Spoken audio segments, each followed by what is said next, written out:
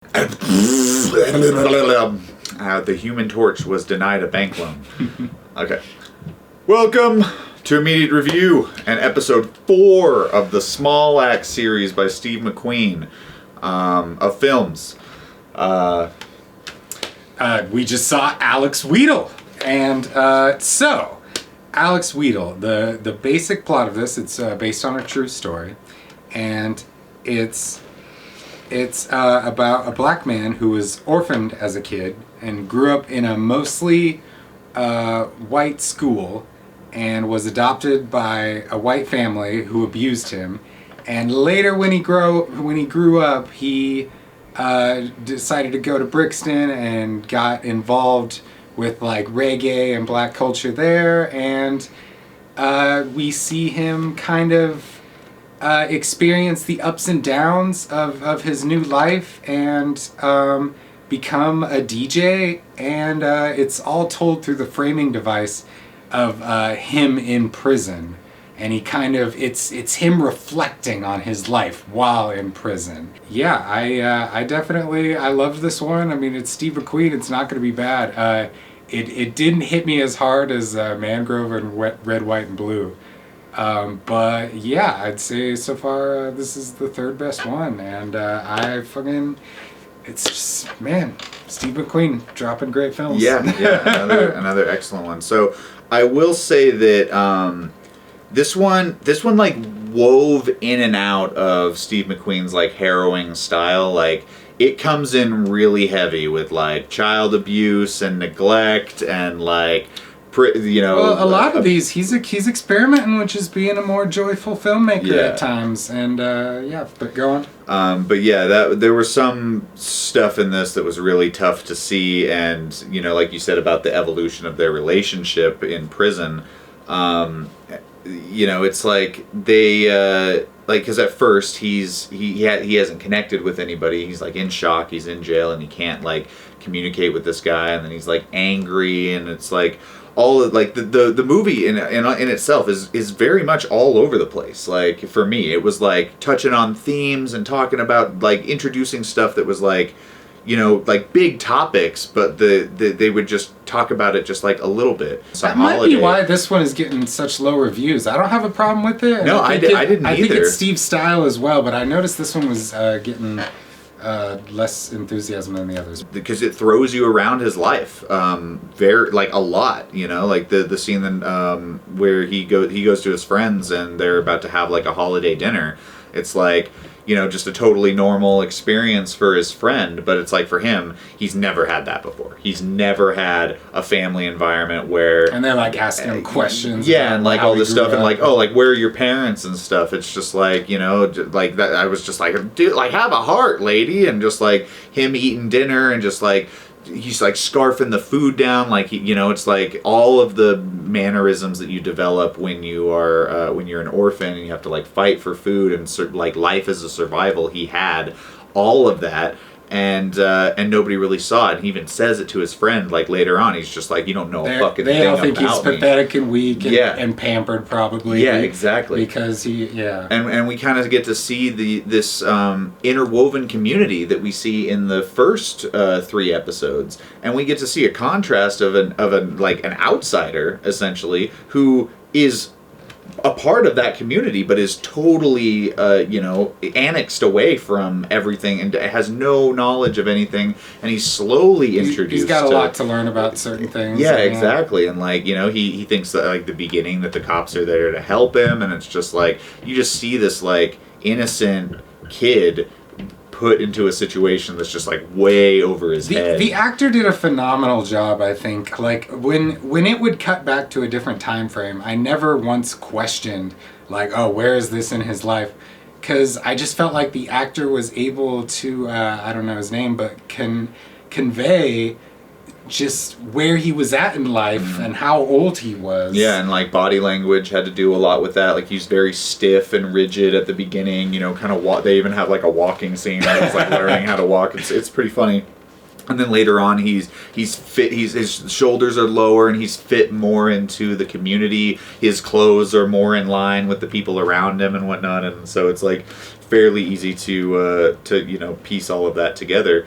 And that's what I really liked about one of the things I really liked about again back to the prison, because this cuts back and forth between him in prison in somewhat future and then back to the past of him explaining everything. And it's like when he first gets mad at him for the shit smelling so bad, it's like when he fights him and whatnot, it's like he knows that he's not mad because the shit smells. He's mad because he's fucking hasn't been able to like express himself and is fucking angry and needs to like let some things go. And so he's like, tell me your story, like start from the fucking beginning.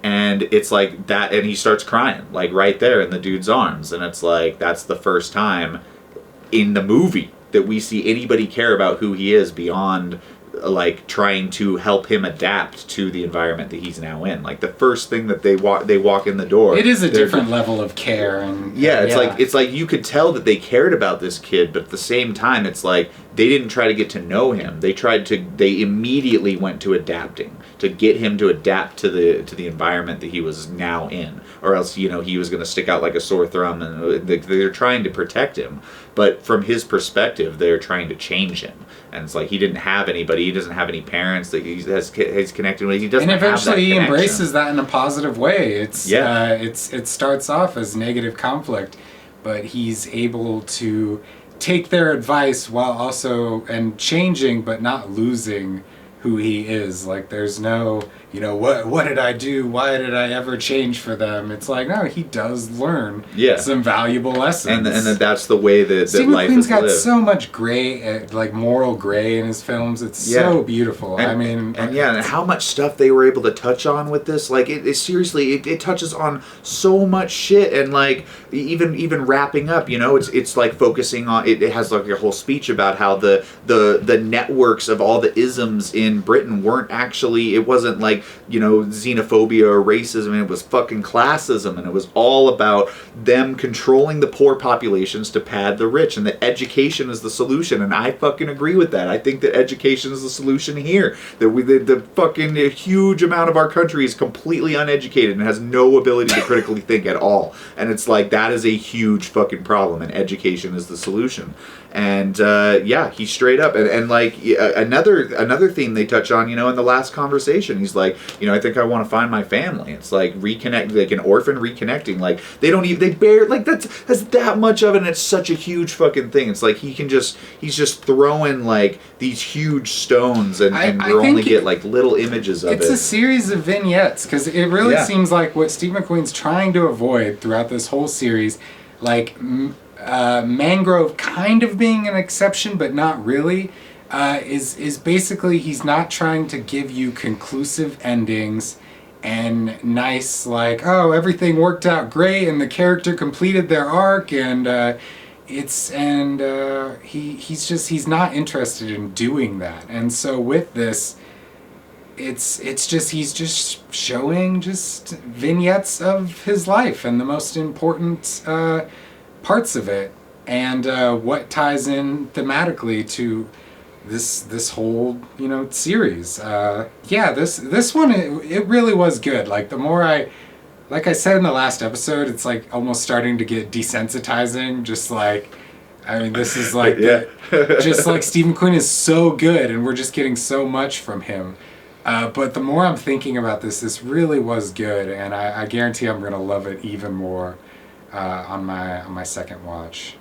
Yeah, this was fantastic. On the technical side, it was shot in multiple formats. Yeah. Mangrove was film, Lover's Rock was digital, Red, White, and Blue was film, and then this one was a mix depending on like what kind of room they were in and the accessible lighting, and basically everything outside was on film. Like on film, anamorphic. Yeah, and but a lot of the indoor shots and a lot of the intimate scenes where they're in a room. Yeah, I really loved a lot of the shots in this. There was one that just started off as a still wide shot of this him in a straitjacket, like on the gymnasium floor, just laying there, and like you think it's just gonna be a still shot and then cut to the next one, and then it just slowly pushes in until it's like a pretty good close-up on his face, and then it just slowly pulls out.